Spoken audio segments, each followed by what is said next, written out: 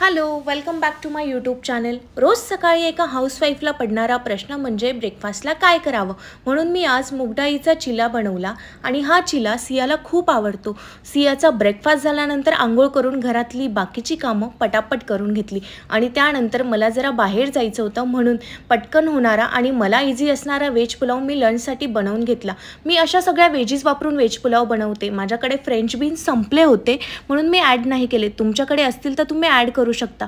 आणि मी लास्टला 1 टेबलस्पून तूप टाकते, त्याच्यामुळे पुलावची टेस्ट खूप छान येते. लंच झाल्यानंतर मी सियाची आंघोळ करून तिला झोपी घातलं आणि बाकीची कामं आवरली. संध्याकाळी तिला ड्रॅगन फ्रूट कट करून दिले. त्यानंतर ती तिची टॉईजसोबत खेळत बसली. नंतर मी तिला बीटरूट पराठा बनवला.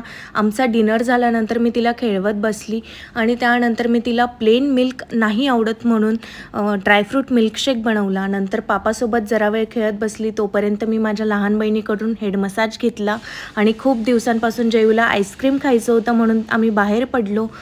आईस्क्रीम बरोबरच त्याने दाबेली पण खाल्ली. जयू आईस्क्रीम घ्यायला गेले. सिया मागे लागत होती म्हणून मी तिला गाडीवर बसवले. तिथे पण तिची मस्ती चालूच होती.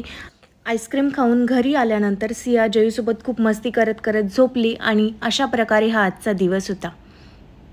Good night. Stay tune for next blog.